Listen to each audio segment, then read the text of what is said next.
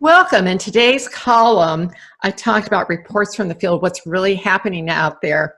And there's a lot of statistics in the column, but what Greg and I want to do today is we want to take a deep dive into what's happening in the Bay Area, because you're one of the few areas in the entire country that's totally locked down, and then how that is impacting your market, as well as what agents can do to deal with the actual problems that they're facing out there. So, Greg, let's take a look at some reports. What's happening? I was surprised at the numbers that we were talking about before we began recording for today. Okay, let's take a look at some of the what's going on right now in the Tri-Valley area where I work in the San Francisco East Bay. Since a week ago, we have brought on 66 new properties, which is really great. What we've seen in regards to pending properties, we have 76 properties, so an additional 10 properties have gone pending versus the 66 we brought on. So very healthy market here, and we've only seen 42 properties withdrawn, canceled, or temporarily withdrawn.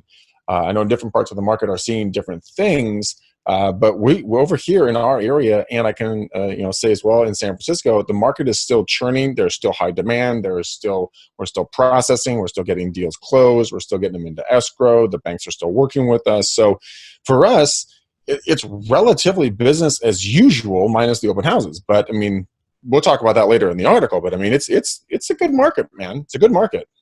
And but you've been in a super high demand area, so. You had some numbers regarding the open houses.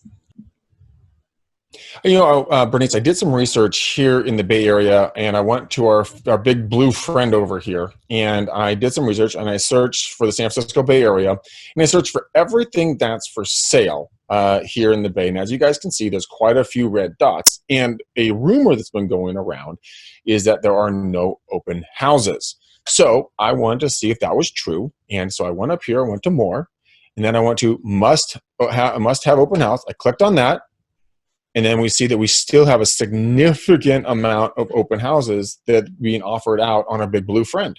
So it's interesting to see. So, Greg, this is what's happened after the lockdown went into place. It does look like business as usual. It really does. I think a lot of the fear mongering that's taking place is happening, and I think a lot of us are buying what's taking place. And if we look at the numbers, the actual business numbers, at least right now in my area, we're still seeing a vibrant, thriving market, and we need to be able to understand that, not be afraid to go out there and contact our clients, say hello to past clients, reach out to local businesses, just really kind of be the community leaders that we all are. Well, I couldn't agree with you more on that. And, in the article, I cited a bunch, I went to the Inman Coast to Coast community and asked them what they were experiencing out there.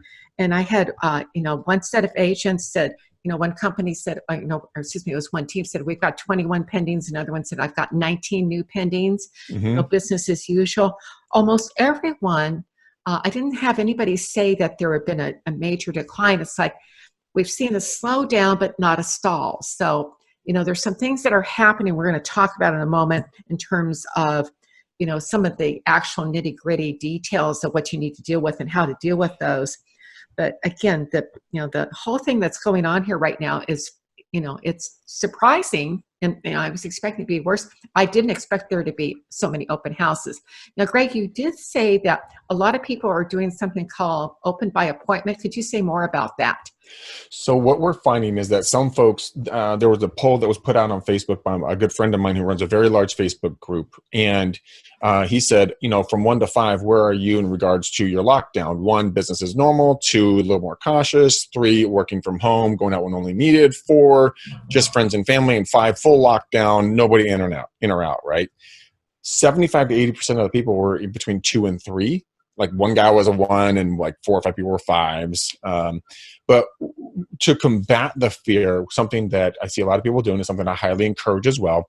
In all cap letters in your description, both on all public forums, right? No public open house, open by appointment, call agent for appointment. And then it's simple.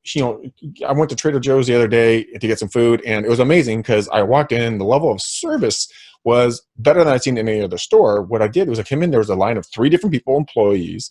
One had hand wipes for your cart or hand thing. One had a spray thing of antibacterial stuff for your hands, and that third one had a towel. And they're like, would you like this? I'm like, oh, thank you very much. Hand sprayer? Yes, I would. Thank you. Towel? Yeah, well, that's very nice. And I think that level of service could be instrumental in multiple different ways. One, in the quality of service you're giving to your current clients. 2, you're showing your prospective new clients that are walking through that front door. It could be the neighbors or buyers that you actually take to the next levels. And to your competitors and your coworkers going, hey, this is a really good idea. Maybe I should do it for my clients as well. The whole industry can help each other. So that's how we're seeing it with these for sale by, not for sale by owners, but by appointment only open houses. And I'd love to see this. So they're really not open houses. They're just really by appointment showings. And, I came out of the Southern California market where every single showing we did had to be accompanied by the listing agent. They put a real cap on how many transactions you could do. It's just like, yeah, you need a showing agent really quickly. Now, you've seen the number of pendings have gone up. We talked about that. What's going on? Your market sounds strong. You still see multiple offers with over asking price? Yes. I have a client of mine that is looking in the San Francisco market, proper. She gave me 4 properties to look at yesterday. 3 of them were already pending with under, double-digit days on the market, multiple offers, 10, 15, disclosure packets out, all at least $200,000 over list price, and closing, within a very short amount of time. Still, at this point, they're still getting the appraisals done. That might have changed, but at that point, when I spoke to them, they're still getting the appraisals, and the banks are still working with them. So, yeah, it's crazy. Well, and you mentioned the banks. There are a couple of things I want to touch on. First of all, the Trump administration came out a few days ago and said no FHA, no Fannie or Freddie foreclosures, and no evictions for people that have those loans. So if you do get into trouble, that's good news to share with your community. As Greg was talking about, you want to be that source of great information that supports them. Now, I want to come back around to what's happening with psychologically, what I saw in the comments in terms of what people are doing is like there's a rush to get a property under contract and closed before this thing gets worse. Or if I know for sure that I want to be moving because I want to be in the school district for September, then, I need to be moved, I need to get moved sooner rather than later. I may not be able to do it later on if this thing takes longer to work through, some people are talking about lockdowns for 18 months. I can't imagine that. Right. People are going to end up going through, kind of working through what needs to happen here. One of my friends used to say, she was in the technology business. She says, America is the great workaround society. No matter what happens, we'll figure it out. And you can see that's going on. So you're working with a $2 million all cash buyer. She sold her house. What are you doing to find properties to show her?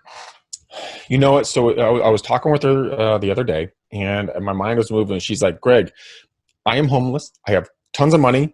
I want to buy a house. And I said, I completely hear where you're coming from. Let me see what I can do. And so I was racking my brain, and I'm like, well, I don't know where this is going. So I said, well, you know what? Why don't I reach out to all the real estate agents, the listing agents and brokers of the properties you wanted to or did make an offer on. Let me just double check and see how they're doing and see how the progress is. So I went and I called the different agents, and each one of them had said that their offers were going to go through and everything else. But each one of those agents, actually really meant when they said, Greg, thank you so much for calling. We really appreciate that. We'll definitely keep you up what's going on. So then, what I did is I went out and I researched all the for sale by owners. Not a lot of them in San Francisco, but I researched them and I reached out to them, had a few good conversations.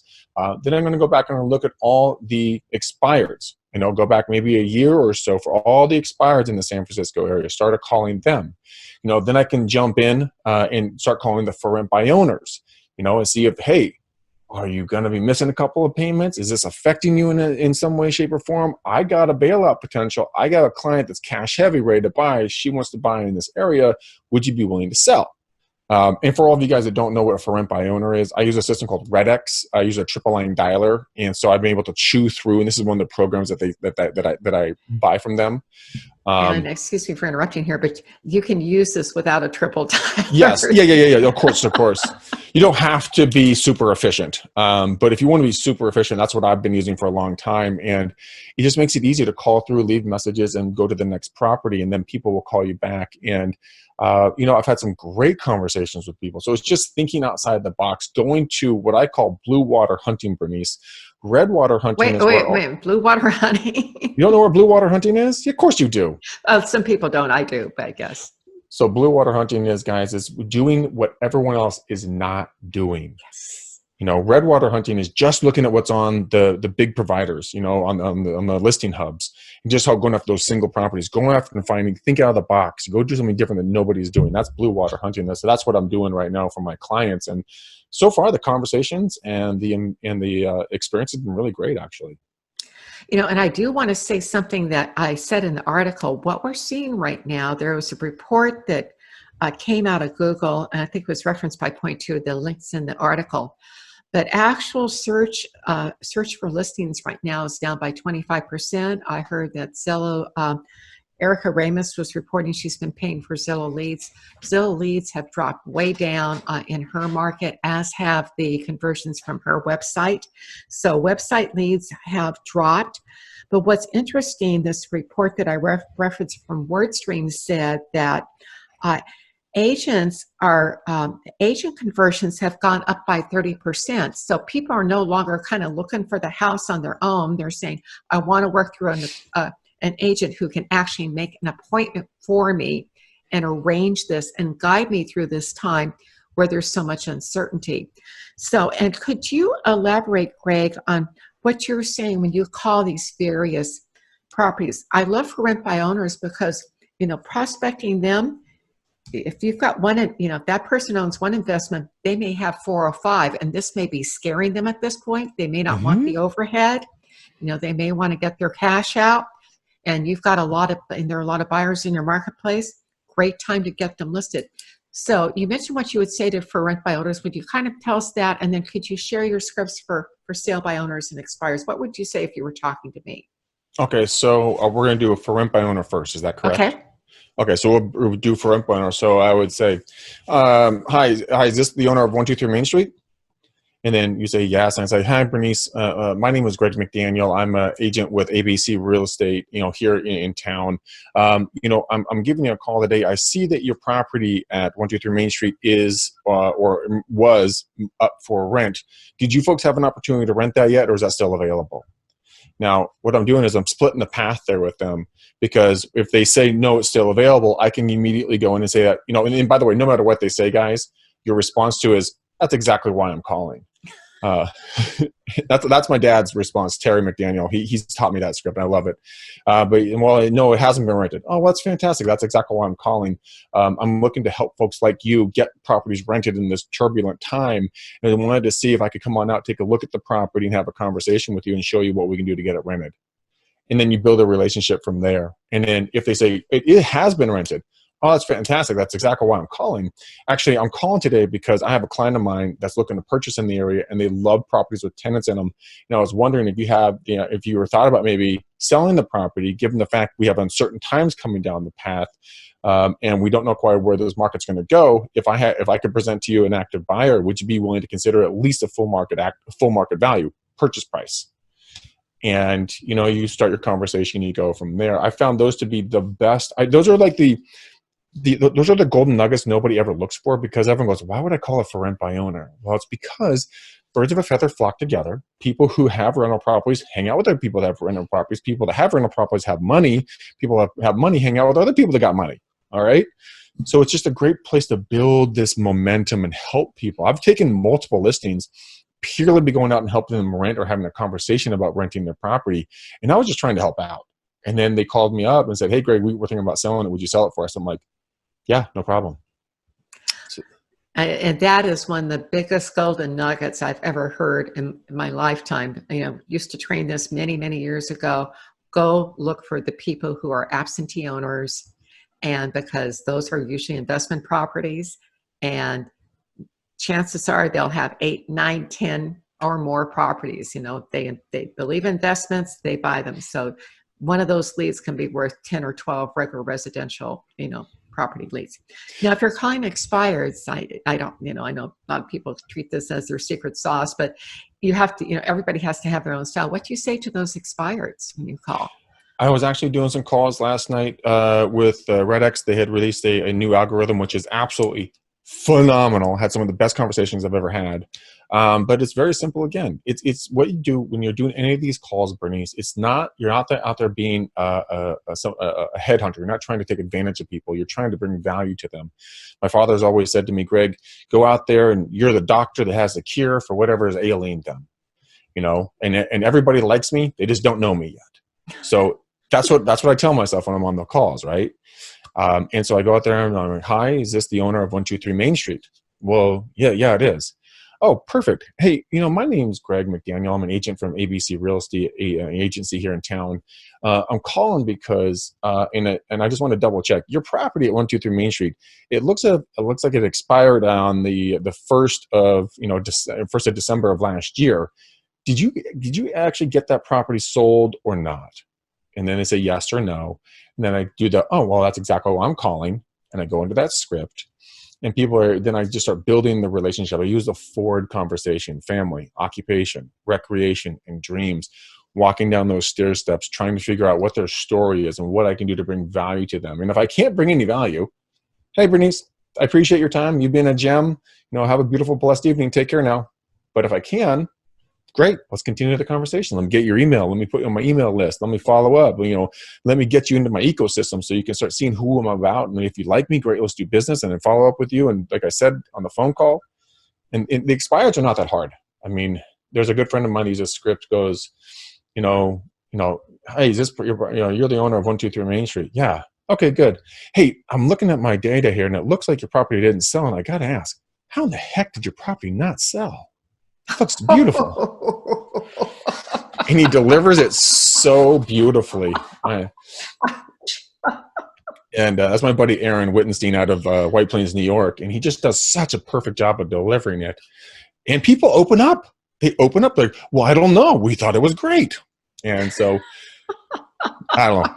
Got to find a script that works for you. True. Okay, we're going to take a look at some of the problems that people are seeing out there. So we've talked about how to handle the open house issue. If you can't do opens, do the in-person appointments. What's your recommendation if they have problems with the appraisals? I talked to I chatted over at the Image Group with Mary Pope Handy, who's working over in Silicon Valley. And she said that their recorder's office was closed, but now they're doing e-closings. But what happens when you've got an appraisal that is an issue, or if they can't get an appraisal out, things go really south? Are you seeing, how would you work around that? If I said, Greg, we can't get an appraiser out there, what do we need to do next? So I was speaking with my lender, Miles, and he and I were talking yesterday about this exact issue. And I said, Miles, what's going on with the appraisals? And he said, well, Greg, some lending houses aren't going to do them. Some are. And I said, okay, well, how are you getting around it? And he said, well, easy, Greg. I just pick up the phone and I dial 4 or 5 or more appraisal people and say, will you come do this appraisal on this property? And he said about 3 said no, 2 said yes. He picked one, they went out and did it. So I would work with a lender that's got multiple resources at their fingertips, who cannot just be a one-stop shop or one-trick pony. They can be something that can, reach their arms out and go to different resources and be that person who can actually get the deal done. I mean, that would be my personal opinion. What you're saying is a huge takeaway is that, this is one of the reasons we want to see people using mortgage brokers than just using a single bank that only has their offerings. But more importantly, we also want to see, you want to work with somebody. If you've got a great mortgage broker who knows how to work things, and at this point in time, experience does matter. You need somebody who's been through a downturn, because it's like, I always had my best markets in the downturns. I made so much more money. Anytime there was a downturn, I just did very well. But that's being able to work through the challenges in the transaction, as opposed, find that workaround that's going to work. So, you suggested changing lenders, changing appraisers. If you've worked with appraisers in the past, who has that lender worked with that they like? that they know that the bank would take. Mhm. Given the state, the times that we're in, would the lender that you've got take an appraisal from another service that's qualified? You can ask those kinds of questions. Sometimes it's just a matter of asking the questions and getting the answers. It is. Another source, Bernice, is if you're in any office or brokerage that you're in, go to the top producer and say, you got to have how many pending right now? Who's your lender? Can I talk to them? Could you do an intro for me? Because obviously they're getting it done. Yeah, that's great. If you see somebody, one of these teams is getting a lot, they're closing a lot of deals. They're not just making them. But they're actually closing. Those people you want to tell, and I'm certain that most of them will be willing to share, especially with what's going on. Now, sometimes a couple of people that I got from the Iman group said that they'd had a delay because one of their clients that has been put under quarantine with COVID-19. So how would you handle that transaction? You're under contract and my buyer's got COVID-19 and all of a sudden, they're not moving, they can't perform. What would you do next? I would honestly have my client who is under quarantine with COVID-19, have them assign a power of attorney to a friend or family member they trust implicitly, have that friend or family member sign the documentation in compliance with the agreement that client had with the buyer or seller, whatever side you're on, and then move forward on that one. It is the easiest, cleanest, simplest way to go forward on it. So that's what I would recommend. Bernice, what would you do? Well, probably what I would do is ask for an extension on the escrow or, on the transaction close date. And I like what you suggested, but if they've got COVID-19, I don't want to have somebody go in there after the fact, when they're sick to sign something. So kind of be proactive in this respect. Go out and get when you put a property under contract, have them designate a power of attorney, have that signed off when they go under contract while they're healthy. Then you've got that as a fallback if you need it to close. In the case you described, they could sign it, but they're still not going to be able to move in. So, they just you need to work around the details on that. Now, I had another problem that popped up. One of the people posted, due to the stock market crash, my 20% down payment is now 6%. That's a drop. Now you're in the Bay Area. You had some interesting numbers for me because, again, you're at the high end. What kinds of numbers would I be looking at that I could maybe get some down payment assistance possibly, or what's available in your area? Well, of course, we can always look for down payment assistant organizations. I know you have a good one that I want you to recommend. Yeah, it's downpaymentresource.com. Downpaymentresource.com. I know here in the Bay in California, you can get loans at as little as 1% down for up to $750,000 purchase. You can do FHA for 3.5% down, 1%. Who's doing $7,500. Miles told me about it. 1% down. That's $7,500 down on a $750,000 purchase. That's incredible, right? This is the stuff that the last downturn was made out of. That's what I was saying. But it's available, and as long as you have the, in the last downturn, you could fog a mirror and you could get a loan. Now you have to actually bring your papers and credentials and show your papers, your stubs and everything else. But there's a lot of options out there. Yeah, you're going to get MI on that, of course, but MI is mortgage insurance. But you can also refi that out down the road. Why don't you just get into the property, start living in it, and build up some equity, build up some reserves, refi out, and then bring your payment down later down the road. There's just a lot of options here.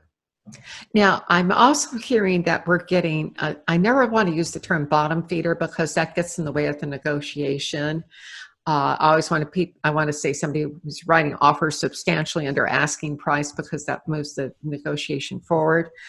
But are you seeing kind of more of an influx of investors or people who are looking for that really incredible deal, or that's not quite showing up yet in your market because there's still a lot of multiples?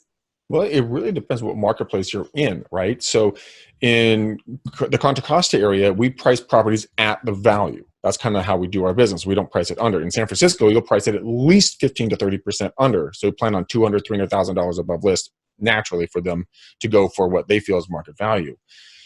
So if you're going to get a person who's looking for a deal, let's put it that way, because again, we don't want to use the word bottom feeder. If we want to use someone who's looking for a deal, I think that they may have thought the idea was going to be a good idea, But now looking at these stats, and if they're doing their research, they're seeing that that's not the case, that the markets aren't stalling here in the Bay Area, and the buyers are still coming out in droves to pay. So we haven't seen them here, not yet. So who knows? Maybe we'll see them in 2, 3, 6, 12 months. We don't know. But as of right now, no. Well, other places are seeing that. And one of the people that responded was talking about a tale of two markets is, and I don't know if you're seeing this, but I know this was happening before we had COVID-19. The low end of the market was just like screaming hot seller's market. And then you get into the higher price ranges, and on places like New York and Seattle, certainly, and now with COVID-19, it's worse. But those markets were already flattening or falling on the very high end. Have you seen that in the Bay Area? Again, in the San Francisco Peninsula and South Bay, I think South Bay, I've heard reports that you brought in that they are seeing a little bit of a slowing. San Francisco, no, they're still on fire. There are going to be some properties that were trying to take advantage of the explosive growth that was taking place, and they may be dinged because they were bringing subpar properties onto the market and trying to just gouge the buyers. I think that's going to hurt them, but I still see them coming along quite nicely. So again, I don't have a crystal ball. If I did, I'd be in Vegas putting everything on black, but I don't. Yeah, the casinos are asking for bailouts now. So. Might help them. Absolutely. So also there was one other problem that somebody brought up. They said they couldn't, where they are, they have to have somebody come out and certify, I don't know if it's fire department or someone has to come out and certify that they're smoke detectors. How would you go about that if you can't get the certification services, that they're not, quote, essential, they're not essential services? How would you work around that, Greg? I'm not an appraiser. But an idea that came to my mind would be to take your phone. They do timestamp photos. You can take a snapshot of someone installing it, or that they are on the premises, and send that into the appraiser and see if that might work, or into the bank or whoever you might want to send it into, or your mortgage broker. To go old school, grab a paper and take a photo of you putting the thing up with the local date on it. I mean, that's really old school. So you don't need to do that with your phone. Well, the other thing, you could do a video of you doing the install, and it's like, it's like, we just installed these. Here's the date on it. Yeah, video would be fantastic. Great idea, Bernice. So to kind of wrap up for today, first of all, do you expect things to kind of stay kind of the way they are? I know nobody has a crystal ball here, and this thing gets worse, then all bets are off. But I guess kind of the takeaway I'd like to hear from you is what's going on right now. What are your top 1 or 2 recommendations for the agents about what they can do in their markets to kind of deal with the virus and what's happening? My number one thing is don't hide, guys. We've always talked about in real estate, don't be a secret agent. And right now, more than ever, your current clients, past clients, friends, family, co-work, your community need to see you, need to see that what you're doing out and about. I had a good friend of mine in Australia, Glenn Twiddle, and one of his clients during the fires last year stayed behind in his community, and not looking for publicity, started cooking massive amounts of food for the firefighters, cleaning water for the firefighters and the animals. And his visibility went through the roof, not for an ego push, but because he truly loved his community. So something that kind of like, I use this little guy. This is called it's an Insta360 little camera. What you do is you take your iPhone or Android, they make them for Androids, and you literally take it and you just plug it right into your PowerPoint right there. And then this thing now becomes a 360-degree camera that you can just take videos or photos of your local communities, do interviews with people on the street. You can do a ton of different things with this, but you can stay very relevant. If you don't have one of these or you don't want to spend the money on it, it's okay. It's about $120, give or take. You could go and do Facebook Lives with local businesses. You can talk to, make a community page. Like I have one for my area called the 925, because I live in the 925 area code, right? And go to a local business, say, hey, Bernice, you're a dressmaker. You're not an essential business, so you guys aren't really, your doors can't be open or aren't open. Can I come in and we'll do a video of what you guys have for inventory and talk about what's going on? And you can showcase your product, and then I can, share this out to your news feed as well, so that you can your clients and your past clients can see that you're still active. I mean, that's just one thing that I could recommend doing.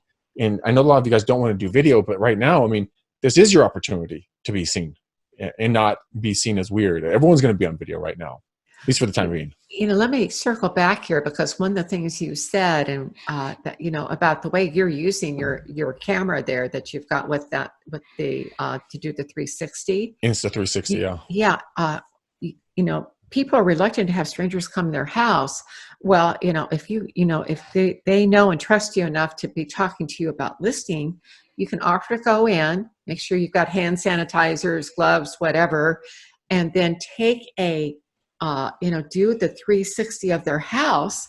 So now that you've got a 360 tour of the property, so, you know, that to me was a huge takeaway when you brought that up, because you'd mentioned that before, that you used it that way. Yeah, so if you guys were to get a 360 camera like Insta360 or any other 360 camera, let me give you guys a little bit of a tip that I learned the hard way when I bought this a couple of years ago. Typically when we do shoot a video through our house, we're moving through the house and we're showing the angles and we're going like this, right?